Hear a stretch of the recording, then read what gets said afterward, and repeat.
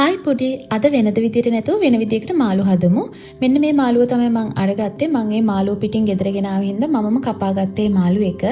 මම වළඳා ලිපේ තියාගෙන ඒකට තෙල් දාලා ඒකට සුදු ලූණුයි කපාගත්ත ලූණුයි අමු මිරිසුයි දාලා මෙන්න මේ විදියට හොඳට බැද ගන්නවා.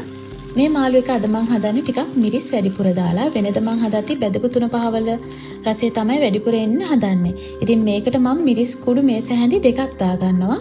දැන් එකක් දා ගන්නවා. මේකට වතුර දාගත්තට පස්සේ තව එකක් දා ගන්නවා. ඒකට ගම්මිරිස් මේස හැඳි භාගයක් වගේ, එතකොට බෙදපු 3-5ත් මේස හැඳි භාගයක් වගේ ලුණු ටිකක් දාගත්තා. අමු 3-5ත් චුට්ටක් දාගත්තා. ඒක යාන්තම් කර වුණාට පස්සේ ගොඩක් කරකරන්නේ නැහැ, තිත්ත වෙනවා. මෙන්න මේ විදිහට කපාගත්ත මාළු ටික දා ගන්නවා.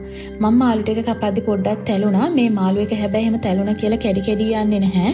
ඒ නිසා ටිකක් හොඳයි. ඉතින් ඔයගොල්ලෝ මාළු ගෙද්දින් ගන්න තැනින් කපලා අරගන්න. ඒකට මම කුරුඳු පොතු කිහිපයකුත් දාගෙන මෙතනට වතුර කෝප්ප එකක් දාගත්තා. ගෙදර හදාගත්ත ගොරක පේස්ට් එකක් තමයි මට තියෙන්නේ. ඉතින් මේ ගොරක පේස්ට් එකෙන් මම මේස හැඳි කාලට වඩා චුට්ටක් වැඩිපුර වගේ දාගත්තා. රම්පේ කරපිංචි චුට්ටකුත් මෙන්න මේ විදිහට දාලා මම මේක ටිකක් මධ්‍යම ගින්දරේ හොඳට තැම්බෙන්න දුන්නා.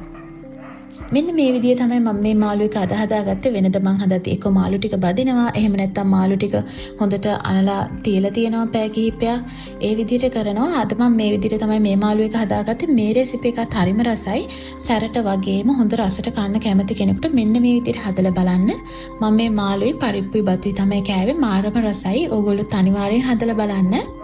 ඉතින් තවත් මේ වගේ වීඩියෝ එකක් අරගෙන ආයෙ නිකන් ගිහින් එන්නම්.